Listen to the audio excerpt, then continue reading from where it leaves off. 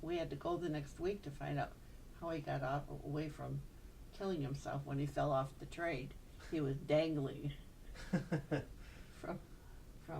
a pole or something. It was like a cliffhanger? Yeah, like a cliffhanger.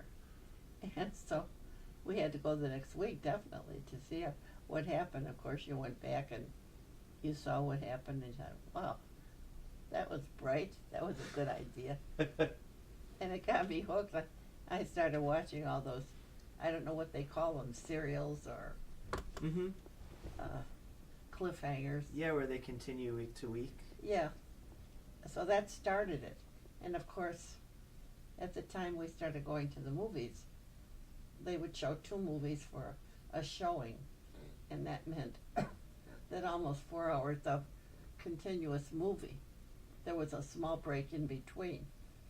And you didn't have to come at a certain time. You could come anytime you wanted to and walk into the theater. And wherever the movie was playing, whatever was playing at the time, the idea was to sit down in the seat with your bag of popcorn or your penny candy Yeah. and see it all the way through to that spot again. So sometimes you'd see the end before the beginning or the middle before the end. I mean, it was crazy. Well, my name is Florine Catherine Martin. The Florine is a family name from somewhere, probably on the German side of the family. They spelled the Florine Florine. I've never heard of it before, but I have it. And my mother needed a Catholic name for my baptism, so she looked in the Catholic missalette and found St. Catherine's feast day on November 25th. And so that's why I got the Catherine. And so my birthday is November 25th, 1930, born just outside Detroit, Michigan, in a place called Highland Park, Michigan. And first child of 7, the oldest of 7. And I lived in Michigan until I was in the 7th grade, which was about 1942. And my father was transferred to Chicago in his job. And we moved to Chicago, and I lived there after that. And how do you know me? How are we related? You're my daughter's oldest son. You're my grandson, my very favorite grandson, as I always call you. What's some of the earliest memories you have? Well, I would say that exciting and tantalizing, and couldn't wait to get back for the second time. I was only about 9 or 10, and at that time in my life there was a depression, and people were out of work, and there were bread lines for the men, and it was not a good time, and not much money around for sure. But the one thing we looked forward to was every Saturday our parents gave us a dime for the movie theater, the children, and a penny or 2 for some penny candy. And we got to go to the local theater, which was not far from where I lived. And so off we would go on a Saturday. And when the first time I walked in and I saw a movie, I couldn't believe that other people lived as luxuriously as they lived, or there was such wonderful musicals and excitement and history and just about anything you wanted to think about. Because we started with, you're talking about 39 when they made Gone with the Wind, one of the best movies ever made, and had such a terrific impact because so much of it was history, there was a love story involved, there was tragedy, all sorts of things.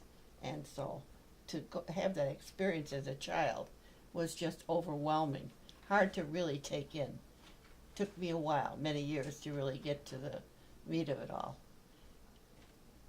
Did you identify with the characters, or did you appreciate their lifestyle? Oh my goodness, the beautiful dresses and the luxurious way of living and the mammies taking care of them, and the whole experience looked to be, very enticing. I was just a little girl from the suburbs of Detroit. We had very little money, and everybody ran around in not ragged clothes, but I mean clothes that certainly weren't up to snuff. But, so yeah, it would have been wonderful to be one of those characters. Do you have a character in a movie that you've always, or an actor that is, that, whenever a film would come out with them starring, you would have to go see it? Oh, I fell in love with a musical star named John Payne, Payne. And for some reason or another, he was the love of my life, like the poster kids today. And I actually sent for a picture of him with his autograph, and he sent it back to me. Or the advertisement department, or whoever did it. Do you still have that? I don't have it anymore, but I did for a long time. You hung it up on your wall? I sure did. What was the first movie you ever remember going to see with Grandpa? I believe it was Out of the Past with Robert Mitchum and Jane Greer. And I remember it because it was a date I didn't forget. The very first date. It was your very first date together? First date going to a movie. Did he share your love of movies with you? Absolutely. We all did. We couldn't wait to see what the next week's previews would be, because every week they had new movies coming out. And we particularly liked Spencer Tracy and Katharine Hepburn, Bing Crosby and Bob Hope, The Three Stooges. I mean, just about everything. Mm-hmm. What do you hope I accomplish at film school?